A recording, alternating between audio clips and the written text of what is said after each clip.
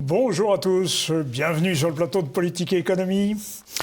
Nous recevons aujourd'hui Éric Doutrebente, qui est président du comité de surveillance de Tiepolo. Cher ami, je vous ai déjà accueilli sur ce plateau pour parler de patrimoine, d'épargne et de bourse, bien sûr. Alors, nous allons essayer ensemble de comprendre ce qui se passe dans ce monde bien secoué quand même, parce que nous avons eu avec le Covid, évidemment, de très nombreux accidents boursiers et autres. Puis, ça a recommencé avec la guerre en Ukraine, une chute brutale et une remontée. Tout ceci, vu de l'extérieur, me paraît un tout petit peu irrationnel. La bourse a des passions, mais qui sont celles des hommes, finalement, et des inquiétudes qui sont probablement aussi partagées par le plus grand nombre. Nous allons essayer de comprendre ce que vous faites dans ce milieu, parce que dans votre communiqué de presse, dans vos textes, je vois famille, patrimoine, je vois considération. Ce sont là des mots qui me plaisent, même si parfois nous savons que la finance suscite quelques réprobations. Mais votre métier, vous le dites toujours, c'est de la finance non intermédiaire. Vous aurez l'occasion de nous expliquer ce que ça veut dire. Tout à fait. Donc, pour l'heure, vous venez de fusionner avec une autre entreprise. Oui, nous on a décidé en fait, j'ai décidé de transmettre avec mes associés. On s'est dit, il faut transmettre ce que l'on a fait. Donc, la transmission, c'est quelque chose de simple mais compliqué. Ce qu'il faut, c'est toujours être bien conseillé. Donc, on a toujours été bien conseillé. On a transmis Tiepolo en fusionnant avec une société de gestion qui s'appelle Demandols. Et l'intérêt, c'est que les hommes, puisqu'on sait très bien que ce sont les hommes qui font les entreprises, donc les équipes de Demandols qui étaient plus petites que nous, puisque nous on est 25, ils sont 6. Et surtout en capitalisation, c'est... Alors ils ont aussi des actifs qui étaient moins importants que nous, mais le plus important, c'est le travail en commun et c'est le travail en équipe. Oui, donc j'ai totalement confiance pour que Roland Demandols prenne ma suite, c'est ce qu'il fait. Donc au quotidien, je ne dirige plus Tiepolo, ce qui est très agréable de pouvoir transmettre en confiance dans l'intérêt des clients, puisque l'opération qu'on a fait, c'est une opération de fusion. Et alors, il y a eu pas mal de mouvements dans le secteur. On peut le voir sur ce slide. Donc, vous avez sur ce slide les différentes transactions qu'il y a eu dans notre secteur d'activité. Alors, aussi bien des sociétés qui peuvent nous ressembler, comme Ferry, qui faisait aussi de la gestion privée. Mais donc, on est sur un secteur d'activité, on fait de la gestion privée. Alors, gestion privée non intermédiaire, c'est-à-dire que quoi ? Voilà. C'est-à-dire que nos clients, on a une connaissance directe du client et on ne passe pas par un intermédiaire qui est un conseiller de gestion de patrimoine, par exemple, ou un conseiller en investissement financier. On fait de la gestion directe. Donc, si vous ouvrez un compte chez nous, il y a une relation directe et personnelle entre le client et le gérant. Et il n'y a pas d'intermédiaire extérieur, ni d'intermédiaire aussi interne, puisqu'il y a le commerce. Il n'y a pas de commerciaux qui sont entre vous et nous. Oui, donc c'est vraiment de la relation personnelle et ça permet de bien connaître le client. Et évidemment, nos associés de Demandols étaient sur la même vision et avec une société qui a une histoire. Et donc, le plus important, c'est le même ADN, donc les mêmes valeurs, la même considération par rapport au client. Et l'idée, c'est qu'on puisse améliorer le service au client, lui simplifier la vie. Et puis, la qualité aussi de Demandols, c'est lié à Roland Demandols, qui a été 10 ans aux États-Unis. Donc, ça va donner aussi une teinte internationale et des compétences internationales qu'on avait. On était plutôt assez français, européens. Et donc, c'est très utile aussi même pour faire du comparatif sur des valeurs et pour voir ce monde qui est toujours aussi mouvementé. Mais c'est comme ça depuis... l'origine des temps. Oui, certainement depuis l'origine des temps. Et à vous entendre, il y avait quand même un déséquilibre, puisqu'à l'origine de Demandols, c'est 250 millions, et vous êtes à 1,8 milliard. Alors c'est 1 milliard, on était à 1,5 milliard. Aujourd'hui, l'ensemble, c'est grosso modo 1,8 milliard. Oui. Le plus important, ce ne sont pas les chiffres, le plus important, c'est les volontés humaines, les intuitions humaines, les volontés, et aussi les expertises et les compétences. Donc moi, je suis persuadé que c'était la meilleure solution. Donc, j'aurais pu aussi être plus riche dans le cimetière en vendant à un institutionnel ou à un fonds ou à une banque. Mais je crois que le plus important, c'est que les clients qui ont fait votre richesse pendant 35 ans, vous amusiez pas à penser à vous-même, mais penser à vos clients qui ont fait votre richesse et aussi aux collaborateurs salariés, puisque l'intérêt, c'est qu'on va être une société de gestion, donc on pense qu'on est la 3e société de gestion indépendante en France, en gestion privée non intermédiaire, et qu'on a un boulevard devant nous si on continue ce travail de gestion personnalisée. Alors vous avez dit très justement que vous ne vouliez pas être le plus riche au cimetière, ce qui signifie que... Je suis déjà très gâté. Beaucoup d'entreprises ou de gens qui ont créé des entreprises s'empressent en effet de les revendre à des grands groupes de façon à avoir du cash, ce que vous ne faites pas. Et c'est à votre honneur, me semble-t-il, parce que vous avez choisi la dimension humaine, la dimension patrimoniale. Mais la question, c'est ce début d'année, comment se fait-il, comment commence-t-il? J'ai dit tout à l'heure que la bourse avait des mouvements erratiques, presque insolents même, de prospérité. Dans un contexte troublé, c'est assez paradoxal. Alors attention, puisque donc l'année 2021 avait été une très bonne année sur les marchés, après une année 2020 assez contrastée, puisque... Attention, catastrophique, on a quand même terminé en baisse grosso modo de 5% en 2020, alors qu'on était passé par moins 30 ou moins 35 au moment des événements. Donc c'est jamais catastrophique, donc soyons pas négatifs et soyons dans le réel. Donc 2020, moins 5 grosso modo. 2021, alors les indices ont été un peu trompeurs parce que, par exemple, l'indice CAC 40 a monté quasiment de 30%. Mais c'est essentiellement le luxe qui a tiré, parce que le luxe représente à peu près 40% de l'indice CAC 40, donc il y a un effet biaisé. Bon, et depuis le début de l'année, le marché est grosso modo autour de moins 7, moins 8%. Mais on est passé par moins 15 il y a quelques jours, je dirais presque quelques jours. Au début de la guerre ukrainienne. Donc ce qu'il faut, c'est toujours avoir une vision longue. Et là, on a vu que dans ce marché qui a été volatile, regardez ce graphe sur la volatilité. Eh bien, ce graphe sur la volatilité vous montre qu'il y a eu, c'est la 4e période très volatile. Il y a la période de la crise de 2001-2002. Donc c'était la bulle Internet. Oui, la bulle Internet, en effet. Ensuite, il y a eu les subprimes. Après l'histoire des subprimes 2008-2009. Après, la tension sur le Covid. Et là, il y a à nouveau une tension sur le Ukraine. Bon, dans ces contextes-là, depuis le début de l'année, on a évidemment... Donc là, on est vraiment lié aux aspects ukrainiens. Les matières premières sont en hausse, grosso modo, de 20%. Ça va tellement vite, c'est tellement volatile qu'il faut faire attention. Après, il y a aussi le pétrole qui est en hausse, qui est normal, vu les tensions qu'il y a sur le pétrole. Mais il y a aussi d'autres secteurs qui sont plutôt en baisse, comme les valeurs de forte croissance qui avaient très bien performé l'année dernière. Et là, c'est lié aussi à la tension sur les taux d'intérêt.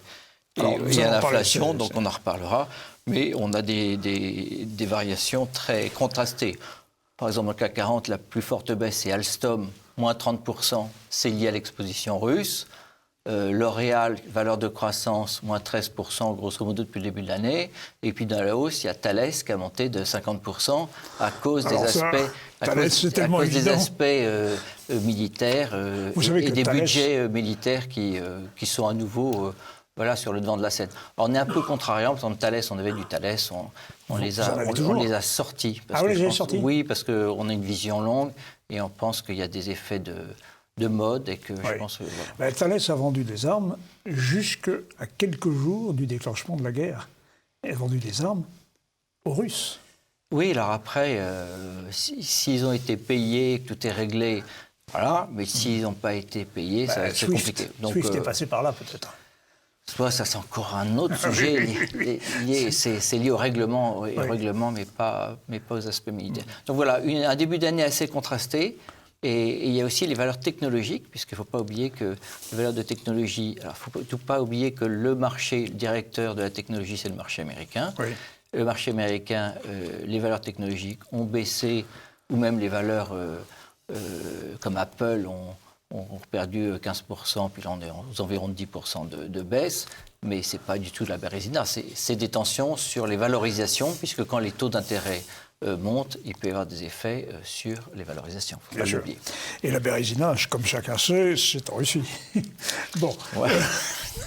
Alors, mais food and beverage, comment ça, la nourriture, là, ça va... Alors, depuis le début de l'année, et on le voit donc sur ce graphe avec les performances contrastées qu'on évoquait tout à l'heure, on est en baisse grosso modo de 8% sur la partie alimentaire, La distribution en baisse de 22%, et je vous l'ai dit, méthode de base en hausse de 20%.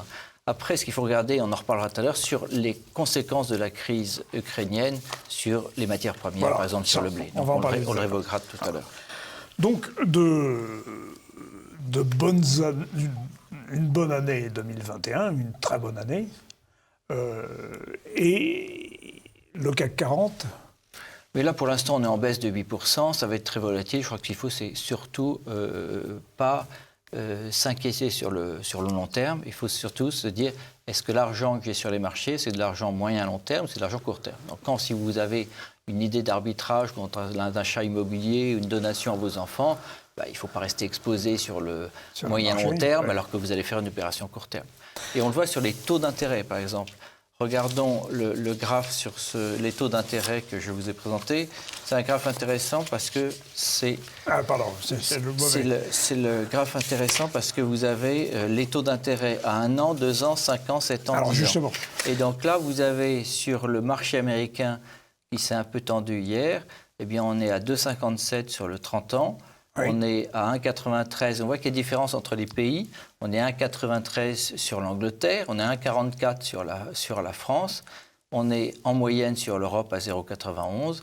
Et donc, ça vous donne l'évolution de taux d'intérêt. Donc, les taux d'intérêt ont tendance à remonter, oui, mais après, on n'est pas sur le taux d'intérêt à 10% ou à plus que ça. Donc, voilà, ce qui est important, c'est le réel aujourd'hui, voilà la courbe sur les taux d'intérêt. Ils sont repassés positifs. Oui, ça fait un passé positif quand même depuis un certain temps aux États-Unis, puis maintenant ils sont égal à 0 ou positifs en Europe. Ça devrait quand même, malgré tout, peser sur les activités, parce que l'argent est plus cher, grosso modo. Oui, mais parce que pendant des années, il y a eu de l'argent qui était pas cher, voire à des taux négatifs. Donc là, on commence à avoir des taux normatifs, et c'est lié aux aspects de tension géopolitique, c'est lié aussi lié à l'inflation, puisqu'il y a toujours un lien entre taux d'intérêt et inflation. Donc voilà un peu les éléments. Et ça n'empêche pas les entreprises de bien se porter. Oui, alors justement, vous dites que globalement, les entreprises vont bien. Et vous avez notamment noté que les dividendes, ça va, merci pour eux. Vous savez qu'ils ont de mauvaise presse, les dividendes.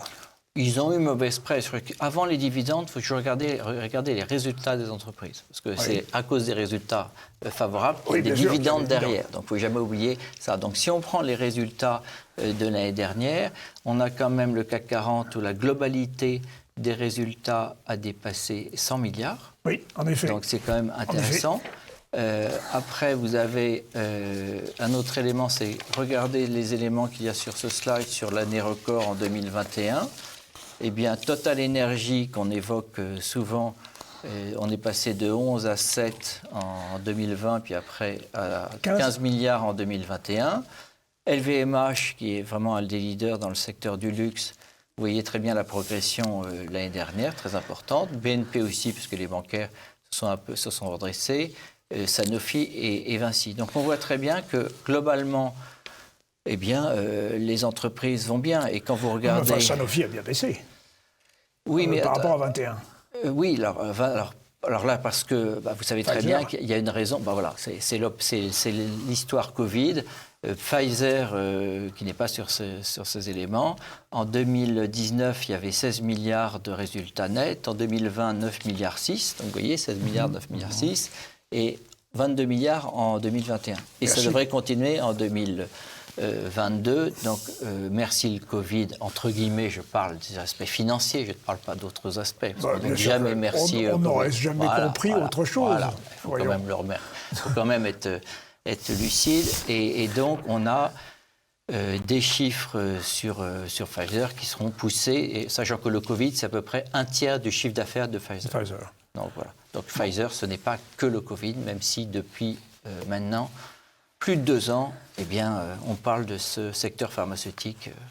Alors ça, c'est pour les grandes valeurs, mais si on prend d'autres valeurs dans le monde, il y a quand même des disparités importantes.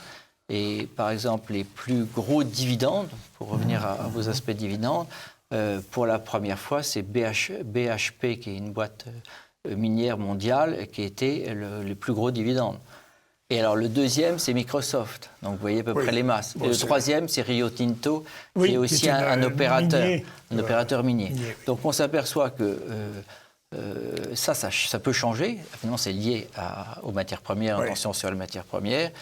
Et à peu près, il y a 44% des dividendes dans le monde qui sont distribués par des sociétés américaines.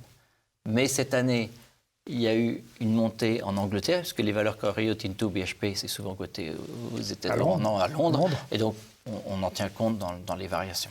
Mais est-ce que vous aviez des actions totales Alors, nous, ça fait depuis très longtemps qu'on est en dehors on est très, très aisé sur les valeurs liées aux matières premières, parce qu'on n'aime pas la volatilité dans les portefeuilles de nos clients. Donc, c'est très fluctuant. En plus, il y avait d'autres contraintes liées à l'ère du temps sur les aspects ESG qui viennent perturber un peu tout ça. Expliquez-nous ESG. C'est l'environnement, le social et la gouvernance. Donc, c'est lié à cette, je dirais entre guillemets, nouvelle religion qui vient même dans notre aspect, dans nos finances, dans le marché financier. Et bon, voilà, après, comme Total a une volonté de se verdir de manière assez importante. C'est ça, la religion verte. C'est ça. Voilà, on peut dire la religion verte. Comme voilà. ça. Mais Total, c'est un... Elle a son clergé, elle a ses dogmes. Oui, mais et ça... elle a son inquisition aussi. Écoutez, pour l'instant, il y a quand même des changements, parce que Total donc se verdit, mais Total est un acteur important sur le gaz en Russie. Donc on voit très bien que, même si aujourd'hui on nous dit qu'ils vont arrêter les investissements, est-ce qu'ils vont arrêter les investissements sur 6 mois, 1 an, ou sur le prochain siècle? Voilà, je crois qu'il faut toujours avoir une vision. Il faut attention de ne pas avoir des visions à long terme sur des événements comme ça, comme une guerre. C'est comme si vous aviez évoqué la guerre du Koweït et des implications sur le prix du pétrole à long terme. Il ne faut pas oublier que le prix du pétrole, on en reparlera tout à l'heure avec un graphe, sera plus simple. Mais vous avez une autre société qui est en Russie aussi, c'est Technip, qui est dans la prospection. Et qui fait de très belles... C'est une boîte mondiale, mais malheureusement qui a fusionné avec une société américaine. Une société texane. Et donc ça s'est redivisé. Et c'est un secteur très compliqué parce que les investissements dans le secteur pétrolier et autres sont différents d'il y a 15 ans. Oui. Mais Technip était par exemple dans la péninsule de Yamal, sur la rive gauche de l'Ob. Et c'est ce gaz de la péninsule de Yamal qui alimentait... donc en Sibérie, qui alimentait Nord Stream 2. Mais pour l'instant, Nord Stream 2, on n'en parle plus. Oui. On en reparlera peut-être dans quelques années. Je crois qu'il faut avoir une vision longue. Je ne suis pas dans votre métier, mais je vous fiche mon billet que Nord Stream 2 va reprendre son flux de livraison. On verra. Ce qui est important, c'est que les entreprises, donc on a parlé des grandes valeurs du CAC 40, mais il y a aussi les entreprises moyennes qui vont bien. Alors justement, je vois aussi que les défaillances d'entreprise se maintiennent à un niveau bas. En effet, ça se voit. Alors, oui, donc on avait, après le slide sur les dividendes, vous avez, donc vous avez sur ce slide, sur les dividendes, vous avez la partie française à gauche et vous avez la partie mondiale. À droite. C'est bien de regarder, donc ça permet de conclure sur les aspects de dividendes. Plus de 18% du niveau d'avant-crise de 1919. De 1919. De 2019. De 2019. Excusez-moi, pardon. On est reparti en Russie. Non. Donc voilà, donc c'est important, c'est la masse des dividendes distribués. Après, tout cela n'est possible que par rapport à des sociétés qui vont bien et des sociétés qui distribuent et qui ont des visions longues. Donc quand vous regardez comment ça se passe, eh bien les entreprises se sont adaptées déjà à la pandémie, sont adaptées à la complexité des événements comme le télétravail, l'absentéisme, l'ajustement des coûts, les problèmes sur les chaînes d'approvisionnement. Oui, et donc, beaucoup de sociétés se sont adaptées. Et donc, on a quand même des sociétés qui sont globalement en forme. Après, faut toujours faire attention. Aujourd'hui, alors je dis que beaucoup de sociétés annoncent des résultats et on le voit, des sociétés avec un très fort rebond en 2021, mais il ne faut pas oublier 2019, 2020 à cause du Covid et 2021 pour schématiser. Oui. Et aujourd'hui, ce qui est important, c'est de regarder entre 2019 et 2021, puisqu'il faut, entre guillemets, oublier le trou de 2020, et bien beaucoup de sociétés ont lancé des résultats en hausse par rapport à 2019. Et aujourd'hui, l'idée, c'est quelles sont les sociétés qui vont continuer de progresser entre 2021 et 2022. Donc c'est vraiment cela qui est très, très vertueux. Et il y a des sociétés... Alors après, c'est pas parce qu'une société baisse qu'elle va... qui baisse, par exemple, une société comme Dassault Systèmes qui a baissé depuis le début de l'année, c'est pas pour ça que les résultats vont être c'est une très en belle baisse. entreprise. Donc ce qu'il faut, c'est... Il y a toujours une corrélation, et là je vous reprends par rapport à votre petit schéma tout à l'heure en disant que ce n'était pas très réel tout ça, il y a toujours une corrélation à long terme entre le cours d'une entreprise et ses résultats qui viennent du travail des équipes, de la gouvernance de bons managers, de bons produits, de la possibilité d'augmenter les prix dans certaines circonstances, d'avoir des stratégies, d'avoir de la croissance interne. C'est la croissance qui se fait sans acheter une autre société comme la croissance externe. Donc, il y a beaucoup, voilà. Et c'est cela. Mais, nous, on investit sur des sociétés à long terme qui sont des sociétés bien gérées. Alors, je vois que le dividende augmente, je vois que la résistance ou la résilience, comme on dit aujourd'hui, c'est très à la mode, des entreprises est bonne, mais est-ce que ça se traduit pour l'emploi? C'est ça. Alors, bien sûr qu'il y a une tension aujourd'hui. Depuis assez longtemps, malheureusement, quand on voit des sociétés en France ou en Europe, quand on leur dit quel est votre principal souci, ils nous disent quasiment tous, le souci, c'est l'emploi. Donc, c'est des problèmes d'emploi qualifié, c'est des problèmes aussi liés à des gens qui commencent à travailler et puis qui décident de s'arrêter du jour au lendemain. Donc, l'emploi reste compliqué. Alors, c'est lié aussi à l'éducation, donc ça c'est un autre vaste sujet, c'est lié aussi à l'apprentissage, même si sous l'ère Macron, c'est quand même des secteurs où ça s'est un peu simplifié, amélioré. Donc, prenons les choses bonnes quand elles arrivent. Et alternance. Voilà, donc il faut développer de plus en plus l'alternance. Mais l'emploi, je reviens après, il y a quand même souvent des aspects de qualification, mais ça dépend aussi des pays. Par exemple, on parle beaucoup des tensions sur l'emploi aux États-Unis.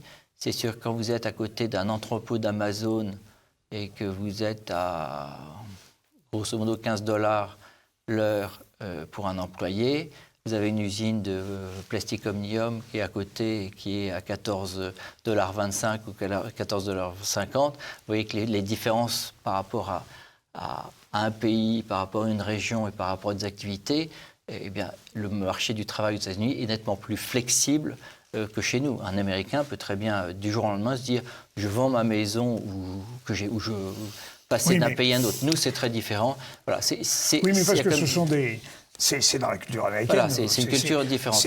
On est nomade, on est pionnier, mais on ne peut pas imposer ça aux Français. Non, mais après, les qualifications, beaucoup de sociétés, par exemple, on donne toujours l'exemple des soudeurs, de la chaudronnerie, pour beaucoup de... On est en manque. Voilà, on est en manque. Bien sûr, je le vois dans les PME même. Voilà, il faut reprendre les choses à la base. Mais bon, alors, ce qu'on peut voir aussi, c'est que l'ensemble des sociétés vont bien, mais il faut toujours regarder les défaillances d'entreprises. Et donc là, on a sur ce graphe les défaillances d'entreprises 2021. Donc vous voyez que... 27 285. Alors là, il y a un effet lié à toutes les aides qu'il y a eu pendant le Covid. Oui, donc c'est ça, c'est ça. Et donc les gens, les experts pensent qu'on pourrait repartir plutôt sur une défaillance de 40 000 sociétés défaillantes en 2022-2023. Mais ce qui est important, c'est que les sociétés, donc il n'y a pas beaucoup de défaillances aujourd'hui, il y en aura quelques-unes, mais beaucoup de sociétés, par exemple, il y a le 2/3 des TPE, PME, qui vont répercuter à leurs clients la hausse des prix. Donc c'est-à-dire qu'il y a beaucoup de sociétés qui sont réactives et qui s'adaptent. Oui, mais... Donc, ne soyons pas trop noirs sur les défaillances. Oui, alors on ne va pas être noirs sur les défaillances, mais on va quand même être réaliste. C'est que, vous l'avez dit d'ailleurs, les aides publiques maintiennent des entreprises qui sont invivables, qui n'auront pas de survie en temps normal. Ce sont des zombies. Alors attention, ces entreprises-là, c'est des sociétés qui ont été matraquées par le Covid, donc par Du moins, ça dépend des Vous métiers. voulez dire qu'elles sont déjà mortes? Non, non, pas du tout. Par exemple, il y a des secteurs liés à l'hôtellerie, la restauration, quand le tourisme casse la figure, voilà, ou des sociétés qui font des agences de voyage ou de tourisme. Oui. Donc, heureusement qu'elles ont eu des aides de l'État. Et après, ce qu'il faut, c'est le rembourser. Comme les taux sont assez faibles, donc il faut aussi moduler, il ne faut pas faire de généralité. Mais les différentes entreprises devraient remonter, ce qui me semble tout à fait évident et normal. Alors, nous allons faire une pause, car nous avons donné beaucoup d'informations à nos téléspectateurs, et nous reprendrons sur, évidemment, le conflit en Ukraine, ses conséquences sur les biens, sur l'énergie, la stratégie à adopter face à tout cela.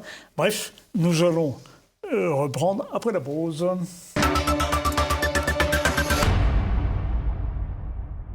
Alors, la question maintenant que nous allons nous poser, c'est le conflit en Ukraine remet-il en question toutes ces bonnes nouvelles que vous nous avez données, Éric d'Outre-Bente? La partie, je crois qu'il faut toujours remettre ça dans un contexte avec des chiffres. Donc, on va commencer par le PIB. Donc, le produit intérieur brut, excusez-moi, en Russie, en 2019, c'est 1250 milliards. C'est le même que l'Espagne. Oui, oui, en effet, et c'est la moitié de celui de la France. Donc c'est intéressant déjà d'avoir une idée comme ça. Deuxième chiffre, l'Ukraine, le PIB, c'est 135 milliards. Donc ça représente quasiment un dixième, un tout petit peu plus d'un dixième du PIB espagnol ou du PIB russe. Il faut toujours mettre ça par rapport au PIB mondial. Donc oui, alors là, le PIB mondial, c'est 100 milliards. 100 000 milliards. 100 000 milliards. Milliards. Et donc, Ukraine plus Russie, ça représente 1,5% du PIB mondial. Ouais. Donc, quand on dit c'est la fin des temps parce qu'il y a un conflit en Ukraine, il faut toujours relativiser et surtout rester dans le réel. Premier point. Mais le problème du conflit, c'est évidemment les matières premières.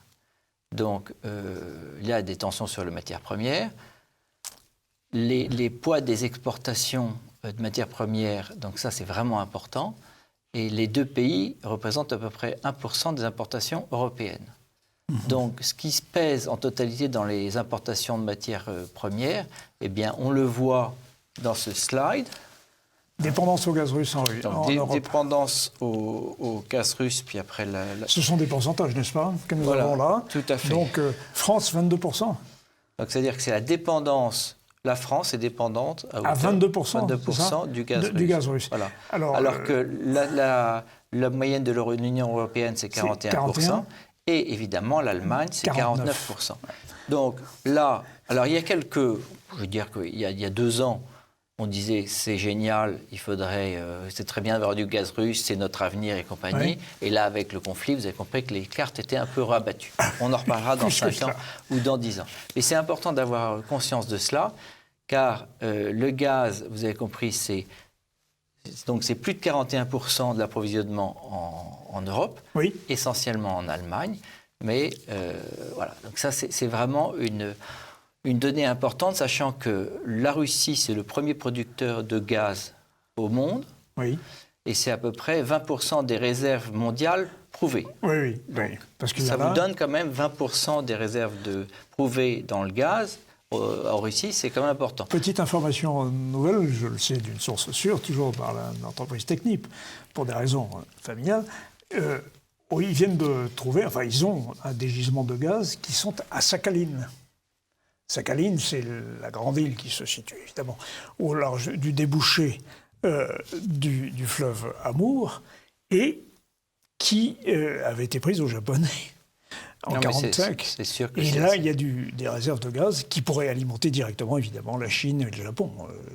Alors il y a le gaz et il y a aussi le fait que la Russie, c'est le 3e producteur mondial de pétrole. C'est à peu près 12% de la production mondiale. Donc voilà, c'est deux grands chiffres qu'il faut avoir en tête. Alors le gaz, vous avez compris qu'il y a des tensions fortes sur le prix du gaz, puisque le gaz, il est passé de 70... Alors c'est le prix du gaz... en mégawatts. Au quotidien. Voilà, donc c'est 70 € le mégawatt. au départ, on est monté jusqu'à 230 dans le conflit, et aujourd'hui, on est plutôt revenu à 106. Donc vous voyez qu'il y a des très fortes variations, et il ne faut pas s'amuser à avoir une stratégie long terme sur des produits comme ça, de matières premières. Donc évidemment, la facture énergétique, eh bien, on peut très bien lancer des chiffres. On dit que le gaz, c'est 12 milliards en 2021. On peut dire c'est 70 milliards en 2022. Mais on n'en sait rien, puisque tout dépendra du prix du gaz et des approvisionnements. Et après, puis de l'issue de la guerre aussi. Voilà, donc tout ça, et aussi de la durée de la guerre. Ce qui me frappe quand même sur ce tableau que nous avons derrière nous, là, c'est que la Slovénie, la Lettonie, la Serbie, la Slovaquie, la Roumanie, la Macédoine du Nord, la Bulgarie, la Bosnie-Herzégovine, l'Estonie et la Moldavie... Ça veut dire que c'est du 100%. Non, voilà, c'est 100%. Et ben, ils ne sont pas du tout... voilà, mais c'est des petits pays qui ont l'importance, mais qui sont totalement dépendants... Géopolitiquement, ça a des conséquences. Ils sont totalement dépendants du gaz russe. Parce que, par exemple, si on voit la Moldavie... Moldavie est à la frontière occidentale de l'Ukraine, avec la Transnistrie qui est déjà russe, et tous ces pays sont pleins de pieds rouges. Les pieds rouges, je pense qu'il faut héritiers du... Voilà, il y a une crise actuelle en Ukraine liée à la Russie, il y a des tensions, et il ne faut pas oublier que, par exemple, le directeur général d'Engie a dit, il y a maintenant une quinzaine de jours, donc Catherine McGregor, sans le gaz russe, nous rentrons dans un scénario de l'extrême. Imaginez ce que ça veut dire. Ça veut dire qu'on ne sait pas très bien où on va si vraiment on veut arrêter tout approvisionnement de gaz russe. Donc comprenez qu'on n'ira pas dans l'extrême. Voilà. Je pense que... Alors, vous avez compris qu'il y a le gaz, il y a le pétrole.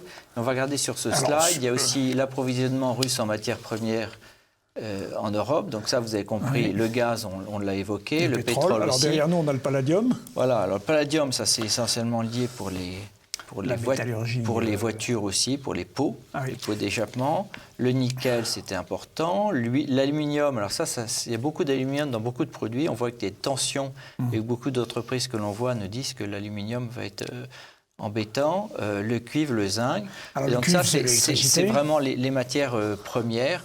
Et voilà, toutes les matières premières sont sous tension. Après, il y a aussi des possibilités de passer d'un pays à un autre. Et, donc, les sociétés sont souvent assez agiles. Mais par exemple, pour l'industrie aéronautique, là, on est très dépendant au titanium, on est essentiellement dépendant de la Russie à 50%. Donc ça, il y a des sujets où ça sera un peu compliqué. Mais les entreprises s'adaptent. Et par exemple, sur les constructeurs européens de voitures, il y a 45% du marché allemand qui se fournit en Ukraine pour les câbles. Donc il y a des tensions, il y a des usines qui vont fermer, puis après il y a des usines qui vont se déplacer. Il y a des usines qui s'ouvrent aussi, puisque Intel va investir en Allemagne sur les microprocesseurs pour faire un gigantesque pôle de production. Oui, là je ne suis pas du tout sûr que ce soit lié aux aspects ukrainiens. Non. Voilà, c'est lié à la mondialisation des échanges et aussi le fait que des sociétés étrangères investissent en France. Alors curieusement, la France est redevenue un peu un pôle d'attraction pour les projets. Et donc, les premiers investisseurs sur sont les Allemands qui investissent sur des projets en France. Et les deuxièmes sont les Américains, alors qu'avant, les Américains étaient les premiers. Par exemple, Mars, une société américaine importante, a décidé de faire encore des projets en France. Malgré les aspects, puisque ça a toujours été la contrainte, malgré les aspects de contraintes sociales qu'il y a en France. Et donc... des sociétés, je me rappelle d'un vieux témoignage chez Haribo ou chez Nestlé, et ils disaient on a beaucoup de mal à faire installer des usines en France parce que les Suisses de Nestlé disaient non, on ne va pas encore faire une usine en France, c'est trop compliqué, c'est trop complexe. Donc là, il y a un peu une petite détente qui s'opère, et donc c'est intéressant de le trouver. C'est l'attractivité des infrastructures que la France offre. En matière d'autoroutes, d'aéroports, de gares, de trains, transport, d'autoroutes, laboratoires. Regardez en Espagne, ça a été très maillé aussi. Donc il faut... Et puis il y a l'attractivité du capital avec les primes à l'attractivité du capital que donne l'État. Oui, mais bon, je sais pas, il y a quand même quelque chose qui se passe sur cet aspect-là. Et tant mieux, pour une fois qu'il y a un élément positif qui arrive dans notre cher pays. Actuellement, les emplois créés par les investissements directs de l'étranger représentent à peu près 2 300 000 emplois quand même. Oui, donc, certains vous diront que c'est de la colonisation. Mais bon, on est content en tout cas pour les salariés. Voilà. Alors, toujours sur la crise ukrainienne, il y a le maïs et le blé quand même, qui apparaissent sur le tableau. Oui, alors là, c'est vraiment important. Vous voyez sur le slide, évidemment, le maïs et le blé.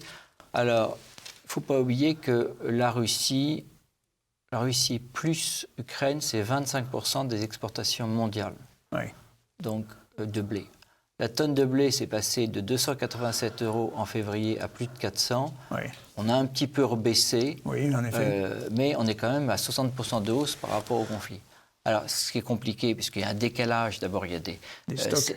Il y a des stocks, mais qui ne sont pas énormes. Il y a aussi le fait qu'une campagne de blé, ça ne se fait pas, c'est pas de manière immédiate. Oui, c'est donc, sûr. Moi, j'ai eu le témoignage récent d'un de mes clients en Picardie qui s'interrogeait de savoir puisque aussi les tonnes de blé sont vendues à terme. Oui, donc beaucoup de gens, on croit que un paysan français va vendre aujourd'hui son blé à 400, c'est totalement faux parce qu'il a peut-être déjà vendu son blé. Absolument. Donc après, ils se disent, est-ce que ça vaut le coup que j'ensemence mon blé cette année parce que est-ce que je vais pouvoir le livrer? Comment ça va se faire? Est-ce que le prix ne va pas se recasser la figure? Donc ça perturbe énormément le secteur agricole français. Et c'est aussi valable, donc c'est valable sur le blé, mais tout sur l'orge, sur le maïs aussi, et surtout, et puis aussi pour l'élevage, puisque nous étions en France fort dépendants de cette transformation d'aliments. Je pense à des sociétés comme LDC, par exemple. Oui, bien sûr, qui a annoncé des résultats un peu en dessous, et surtout des perspectives qui étaient nettement en dessous de ce qu'ils avaient prévu. Donc il y a des tensions sur l'alimentation des animaux. Donc ils étaient à 4,3 milliards de chiffre d'affaires. Ils envisageaient un 6 milliards dans les 3 ans. Ça va être difficile. Après, ça peut aller vite. Hein, ça peut repartir. Mais bon, les entreprises, ce qui est utile, c'est que tous les secteurs d'activité des entreprises s'adaptent. Mais là, sur la partie alimentaire, c'est pas très facile. Et on va voir que, par exemple, dans le secteur de la grande distribution, il y a eu des renégociations des renégociations habituelles sur les contrats, puisque c'est annuel. Et bien là, donc ça s'est clôturé plutôt mi-février. Oui. Et bien là, il y en a certains qui réouvrent, des industriels qui réouvrent en disant distributeurs. On a trop de tensions. Donc voilà, ça met quand même pas mal de tensions. Et ce qui n'est jamais très bon, parce que y compris sur le plan social. L'âme humaine, trop de tensions fatigue les gens. Et donc on a déjà eu le Covid pendant 2 ans. Là, on a une autre crise qui arrive plus rapidement. On l'a vu tout à l'heure sur le graphe lié à la volatilité. Bon, là, je pense que c'est pas... Et comme d'habitude, c'est toujours les petites gens qui vont souffrir. Donc là, c'est assez compliqué. Et parmi les petites gens, il y a aussi ceux du tiers-monde. L'Égypte est dépendante à 80% du blé russo-ukrainien. Oui, non, mais il y a vraiment des... Alors les printemps arabes, on les a déjà eus. Mais les printemps arabes, ils étaient nés sur des problèmes d'alimentation aussi. Non, c'est un véritable sujet sur la partie agricole. Mais ça peut aussi se résorber si ça se calme. Et est-ce que nous avons une capacité, alors ça je ne sais pas si vous pouvez répondre, mais est-ce que nous avons une capacité d'augmenter notre production céréalière en France? Parce qu'il y avait des friches quand même, il y avait... Oui, il y aura toujours une possibilité, mais c'est quand même à la marge, et ça ne se remet pas du jour au lendemain. C'est comme une usine, ça ne se remet pas du jour au lendemain. Un paysan, il ne va pas s'amuser à changer sa stratégie du jour au lendemain, et donc je crois qu'il faut être très prudent là-dessus. Mais bon, sur la partie agricole, c'est sûr que c'est un peu compliqué, mais il y a quand même beaucoup de secteurs d'activité où ça se passe correctement. Alors il faut faire attention, parce qu'il y a eu des chiffres. Comme on l'a dit, les résultats de 2021 étaient très favorables, les dividendes aussi, mais la crise est arrivée essentiellement après la publication de beaucoup de résultats.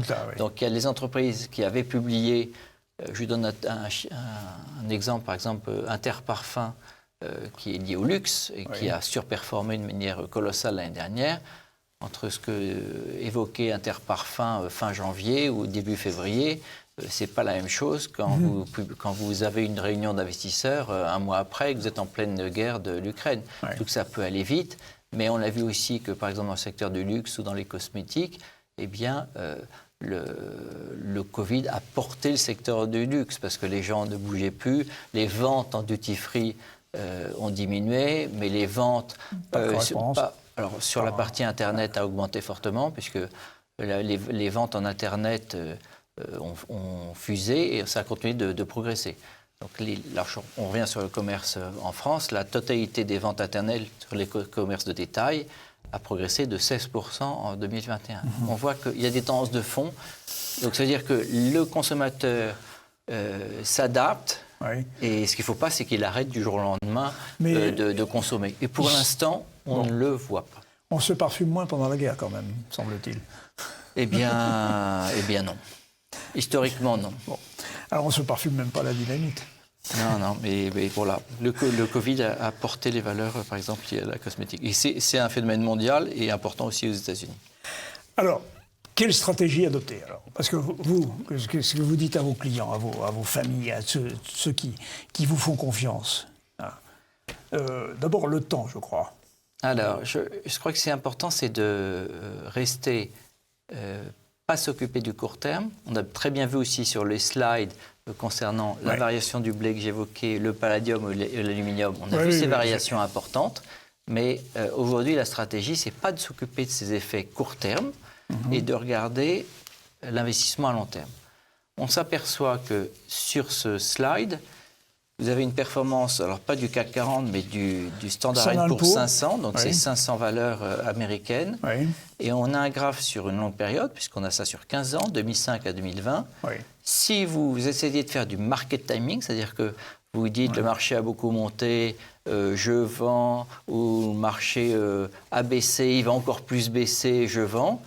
À chaque fois qu'on fait ça, on a une chance d'avoir une chance sur deux de se tromper, mais on voit très bien sur les chiffres de ce slide, sur 15 ans, vous avez une performance de plus de 223%. Voilà, ça c'est un indice SP500, donc le Standard & Poor's 500. Si vous n'êtes pas investi pendant les 10 meilleurs jours sur les 15 dernières années, vous passez de performance de 223 à 48%. Donc ça veut dire qu'il fallait mieux rester investi tout le temps. Si vous n'avez pas été investi sur les 20 meilleurs jours, votre performance, elle devient négative. Moins 10%. Vous voyez que ça va vite. Et si vous n'avez pas été investi sur les 30 meilleurs jours, donc les 30 meilleurs jours de hausse, donc, eh bien, vous êtes à moins 41. C'est vraiment la règle d'or, c'est...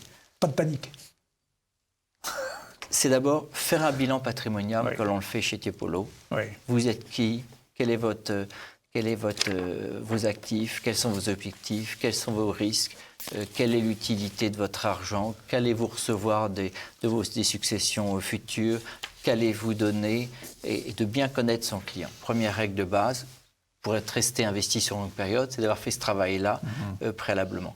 Et après, quand on fait ce travail-là, eh bien, les clients, on l'a bien vu encore dans cette crise d'Ukraine, on a très très peu de clients qui nous appellent en disant « écoutez, je suis très inquiet et compagnie ». On a toujours un petit peu les mêmes clients qui s'inquiètent parce que c'est lié à leur tempérament, même s'ils ont une vision longue, ou ils regardent peut-être trop certaines télévisions. Qu'est-ce que vous voulez dire? Certaines émissions? Je sais rien, non mais si vous regardez aussi des cours de bourse qui défilent tout le temps, et vous voyez du rouge tout le temps, du moins 4, moins 5, moins 10, moins 15. Voilà, donc, les journalistes aiment le sensationnel, aiment le sensible, aiment nous faire peur. C'est dans leur ADN, je crois, s'il n'y a pas d'autres arrière-pensées. Mais laissons cela. Donc pour rester investi. Vos clients vous ont pas quitté. Non, ce qui est important, c'est de rester investi, être très proche de ses clients, être réactif quand un client vous appelle en se posant la question sur la performance, sur la volatilité. Et donc ça, c'est essentiel d'être proche de ses clients. Et rester investi, ça veut dire quoi? Ça veut dire continuer à travailler tous les jours sur les sociétés dans lesquelles vous êtes investi. Et dans ces périodes-là, eh bien, il faut continuer à remettre l'ouvrage tous les jours. Et aujourd'hui, c'est les sociétés. Voilà. Donc aujourd'hui, de rester investi sur des sociétés, par exemple, on privilégie des sociétés qui ont une capacité d'augmenter les prix d'une manière durable. Je prends l'exemple du secteur du luxe, parce qu'on est fortement investi sur Dior LVMH. Donc Dior, c'est la holding de LVMH. Donc soit vous avez du LVMH, mais nous, on préfère toujours acheter des titres avec une décote, comme ça, le jour où la société Dior sera complètement absorbée par LVMH, on aura une prime différente. Mais donc, c'est rester investi sur des valeurs de qualité. Après, c'est aussi toujours privilégier, et on le voit que ça a fonctionné depuis 2007, les sociétés qui sont très endettées ont des risques nettement plus importants que des sociétés peu endettées. Donc déjà la dette, même si les taux sont bas, ou alors il y a des sociétés, quand LVMH emprunte pour faire son opération sur Tiffany, ça va être relutif. Ou quand Interparfums achète son siège social et fait de la dette et garde son argent, c'est aussi c'est de la bonne gestion. Donc on n'est pas contre les valeurs endettées, mais des valeurs qui ont des capacités, des générations de flux et de résultats qui vont vraiment permettre aux sociétés d'avancer. Alors dans ce graphe, il y a une chose qui est quand même étonnante, c'est l'immobilier. Alors là, vous êtes parti. Oui, on va peut-être terminer sur les sociétés. Oui. Donc sur les sociétés, il y a aussi des valeurs qui sont liées à la technologie, qui ont une capacité d'augmenter les prix parce qu'ils sont un petit peu maîtres du jeu. Des titres comme Dassault Systèmes, qui ont reculé d'une vingtaine de %. On pense que ce sont des belles sociétés. Et après, donc, ils sont des sociétés qui ont des avantages compétitifs qui sont durables, qui ne sont pas liés à un effet de matière première. C'est vraiment durable et aussi qui ont des visions de croissance long terme. Alors, vous avez des Dassault dans votre portefeuille ? Oui, on a commencé à acheter du Dassault Systèmes dans les portefeuilles. Siège social sur Rennes, je crois. Donc c'est une très belle société et en plus qui augmente sa partie dans le médical maintenant. Donc voilà, on pourra en reparler un jour. Mais alors vous parliez de l'immobilier. Alors ça, c'est un PEA que je gère depuis assez longtemps. Alors, ça vous montre bien la volatilité. Pour les béotiens, qu'est-ce qu'un PEA ? C'est un plan d'épargne en action, c'est-à-dire que c'est limité à 150 000 € de dépôt. Voilà. Mais ce client-là est passé de 100, une base 100. À une base, donc il a 2383. Donc vous avez compris, voilà la variation. Mais on voit aussi la variation depuis 4 ans. Il y a la tension sur la Chine en 2018, et la baisse des valeurs moyennes et puis les tensions monétaires. Après, vous avez le Covid qui est intervenu. On est revenu sur les plus hauts.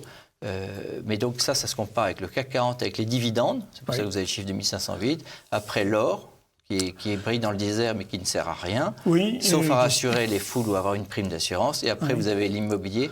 Mais attention, c'est l'immobilier, c'est un appartement au 7e, sans les loyers. Mais les loyers, ils sont faibles à Paris. Si vous rajoutez en net, entre les revenus fonciers, l'intaxation sur le revenu foncier et l'IFI, ça fait beaucoup de...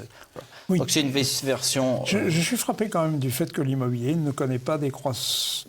Là, vu dans le BEA, aussi considérable que... Sur les 10 dernières années à Paris, sur les chiffres globaux, la hausse sur les 10 dernières années à Paris, c'est 25% de hausse.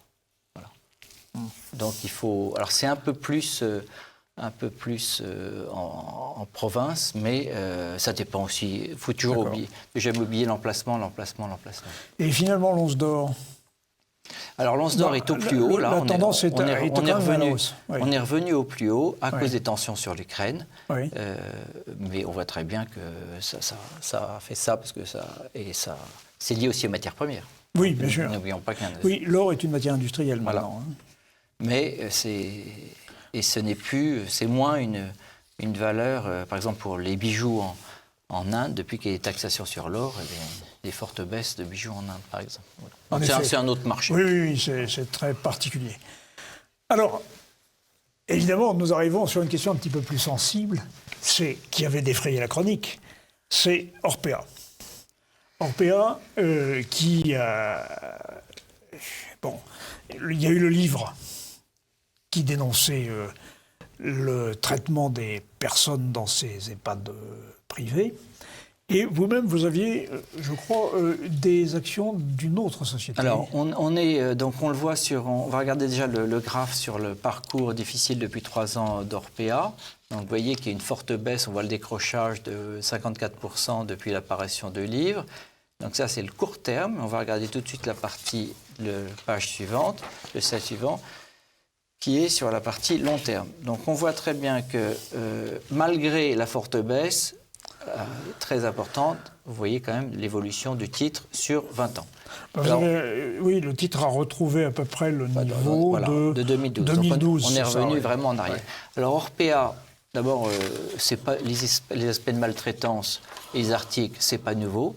Oui. Et généralement, les articles sortent avant les élections. Mais là, ce n'est pas un article qui est sorti, c'est un livre. Oui. Donc, on est très surpris de l'effet qu'il y a eu. C'est quand même assez curieux d'avoir... Alors, évidemment, les maltraitances, on les regrette. Moi qui vais souvent dans les maisons de retraite, je sais qu'il peut y avoir ces cas-là, mais je n'ai jamais été confronté personnellement à cela. J'ai des clients et des amis qui gèrent des maisons de retraite. Et donc, c'est sûr que c'est un risque lié au métier dans lequel vous exercez.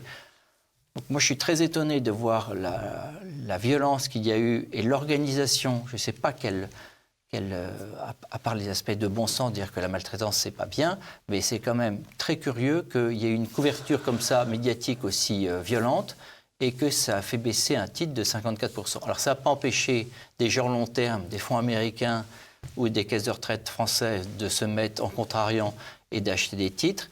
Mais au-delà des aspects boursiers, quand on voit le travail qui a été fait... D'abord, je trouve que c'est assez désagréable pour les salariés qui travaillent dans ce secteur-là. Donc, on a l'impression que tous les salariés maltraitent les patients. Je trouve que c'est assez déplorable par rapport aux salariés qui travaillent au quotidien, même s'ils sont rémunérés plus ou moins bien. Donc, je trouve que c'est assez désagréable pour les salariés. Après, je pense aussi qu'on parle beaucoup du secteur privé, Orpea, Korian ou Helena Santé. Alors, vous aviez des actions Korian. Mais, vous êtes toujours sur Korian? Oui, bien sûr, sur ces 2 titres-là. Pour l'instant, on est resté investi. Mais quand vous regardez, par exemple, les gens qui gèrent des maisons de retraite, moi, je suis ce secteur-là depuis une vingtaine d'années. Les gens qui par exemple, je me rappelle des conversations avec... celui qui gérait les maisons de retraite pour les anciens combattants, il me disait heureusement qu'il y a des sociétés privées pour tirer le marché et pour faire en sorte d'améliorer le service. Et aujourd'hui, quand j'ai interrogé quelqu'un qui gère une maison de retraite dans le secteur public, eh bien, quand vous avez un cas de maltraitance, c'est très compliqué de virer quelqu'un. Ah oui, parce qu'il est titulaire. Qui est titulaire. Oui. Donc, bon, voilà, je trouve qu'il y a beaucoup de biais. Alors, bon, c'est très dommageable, c'est très regrettable, mais il y a quand même des choses assez mystérieuses. Alors, même si aujourd'hui, il y a un rapport de l'IGAS et des l'IGF qui est en cours, une fois de plus, c'est sorti avant que Orpea puisse donner les éléments. Alors, c'est vraiment très... était limogé. Oui, bon. Oui, mais bon, Monsieur Lemann, qui était un très bon... Qui l'a limogé? Le conseil d'administration. Voilà, c'est le conseil d'administration. Je crois qu'on aura la vérité sur cette campagne. Il y avait une dimension du scandale. Je pense que c'est vraiment très dommageable pour les employés d'un secteur d'activité. Il ne faut pas oublier qu'on critique ça, mais qui d'entre nous prend son père âgé, sa mère âgée chez lui, sa vieille tante, son voisin. Et donc, c'est bien de mettre en cause un secteur, mais que faites-vous? Que faisons-nous? Alors justement, il y avait une part dans ce scandale qui me paraissait à creuser peut-être. Vous avez comparé service public, service privé, service au pluriel. C'est qu'il y avait eu des aides de l'État. Oui, alors il y a l'aspect financier qui joue. Mais bon, ça sera, s'il y a eu des exagérations, ça sera modulé. Mais par exemple, les cas de maltraitance, de mémoire, c'est 45% des cas sont dans les maisons du public et de 20-25% dans les maisons Orpea comme client. C'est beaucoup trop. Je ne suis pas en train de dire c'est normal. Mais je crois que c'est important, c'est de surtout arrêter de diaboliser. Et donc c'est très dommage que c'est un secteur d'activité qui aide le pays, les familles. Et voilà. Je pense que nous aurons d'autres informations à venir. Voilà, on verra. Alors nous allons conclure cet entretien sur la transmission de patrimoine, parce que c'est quand même la préoccupation de nos compatriotes, parce que la France vieillit, les classes d'âge du haut de la pyramide augmentent, et ils sont soucieux de transmettre leur patrimoine. Donc, vous faites un petit résumé des conseils que vous donnez en cette matière. Oui, alors je pense qu'il y a une chose, on a mis un accent et un focus sur une chose, c'est le fait que quand vous avez des patrimoines non négligeables, il faut penser au saut de génération. Voilà. C'est-à-dire que avant d'hériter de ses parents, ou quand vous héritez de vos parents, si vous n'avez pas eu quelqu'un qui vous a dit, 65 ans. Qui vous a dit avant, mais le jour où tu hériteras, réfléchis de savoir si tu prends tout ou partie de la succession, ça s'organise, parce que c'est pas aussi facile. Dans le cadre d'un contrat d'assurance vie, vous pouvez très bien faire des clauses à tiroir, ce qui fait qu'on dit, vous avez mis vos enfants sur votre contrat d'assurance vie. C'est tout ou rien. Soit les enfants, vous avez un fils qui refuse pour ses enfants, c'est la totalité qui part. Et ça dépend de la clause. Il y a des choses pour optimiser la transmission. C'est évidemment, et dans le bilan patrimonial qu'on fait, on fait une simulation de droit de succession. Voilà. Mais dans nos conseils, de dire, n'attendez pas le jour d'hériter pour après vous reposer la question de donner. Faites ça en anticipation, et si jamais vous n'avez pas, vous dites, pour l'instant, je n'ai pas assez de liquidité, je ferai ça au décès de ma chère mère ou de ma chère tante, eh bien, il faut réfléchir avant. Donc là, il y a moyen de faire un saut de génération. Le saut de génération se fait déjà pour les patrimoines immobiliers, par exemple. On voit très bien des domaines un peu conséquents qui, comme les enfants ont eux-mêmes des domaines ou des maisons assez conséquentes, ça passe aux petits-enfants. Oui, mais après, ce qu'il faut, c'est essayer de ne pas s'amuser à trop laisser des choses dans l'indivision. Parce que chacun a un tempérament. Après, il peut y avoir l'influence des pièces rapportées ou des valeurs ajoutées. Mesdames ou messieurs, les épouses et les époux. Ou des compagnons, parce qu'il paraît qu'il y a un projet de loi récent qui fait qu'en termes fiscal, même si vous n'avez aucun lien, ni pacsé, ni marié, mais vous habitez avec quelqu'un, vous pourriez peut-être faire une déclaration commune. Donc c'est une nouvelle évolution. Vous voyez à peu près les sujets qu'il va y avoir. Je reviens à notre sujet actuel. Donc il y a les sauts de génération. 2, il y a aussi les dons. Alors un don, c'est de votre vivant. Faut pas s'amuser à se dire, ou alors si vous mettez ça dans le cadre d'un testament, mais les abattements ne sont pas les mêmes. Les abattements aux petits-enfants de 31 865, bien c'est pas la même chose quand vous êtes de votre vie que si vous mettez dans le cadre d'un testament. Et après, il y a aussi la possibilité de se dire, eh bien, si je donne de l'argent à mes petits-enfants, mais il va s'acheter une moto et puis il se tuera à 18 ans. Totalement faux. Il faut aussi mettre en place des pactes adjoints. Et un pacte adjoint, on dit, je donne ça, je donne 31 265, mais tout de suite, en même temps que l'acte, vous dites, cet argent-là ne pourra pas être utilisé jusqu'à avant 27 ans, sauf pour achat immobilier et sauf si celui qui donne dit, écoute, vous avez par exemple un gamin de 23 ans qui veut s'acheter une chambre de bonne et c'est intelligent, celui qui a donné dit, là, tu peux, même si tu n'as pas 27 ans, tu peux faire l'opération. Donc, il y a beaucoup de choses à optimiser. Ce n'est pas assez fait. Et aussi, nous, dans nos bilans patrimoniaux, on n'hésite pas à faire en sorte que les gens meurent. Ce n'est pas très aimable, mais ça vous permet d'envisager. Donc, vous faites mourir les gens maintenant ? On fait mourir les gens dans le cadre d'un bilan patrimonial parce que c'est important de savoir ce que j'ai, ce que j'aurai et aussi de regarder le montant des droits. Donc ça vous permet aussi de réfléchir. Et voilà. Donc on est un peu atypique sur ce sujet. Mais acheter une concession au cimetière ne vous fait pas mourir. Non. Là, on n'est pas à la concession. La concession, ça fait partie des choses qu'il faut préparer, pas quand on a 95 ans, parce qu'on est incapable. En disant, voilà, je vais être enterré à tel endroit, je vais avoir tel genre d'office. Bon, ça, on ne s'occupe pas de ça. Mais ce qui est important, c'est que faciliter la vie des clients, faciliter la vie des familles, évidemment optimiser par rapport aux règles fiscales et patrimoniales de transmission au maximum, dans l'intérêt des familles, puisque c'est les familles qui font la richesse des nations. En effet, belle formule, mais je ne voulais pas que nous terminions cette émission sur le cimetière. Non, écoutez, le plus important, c'est la transmission. La famille, c'est la richesse des nations. Voilà, on a commencé par la transmission de Tiepolo. Ce qui est important, c'est la transmission des familles que l'on aide dans ces périodes qui sont toutes avec leur période de joie et de peine, mais ils sont toujours des périodes où on peut s'élever et rendre service à son voisin et merci. Aux plus proches. Merci Éric d'Outrebandt pour ces éclairages.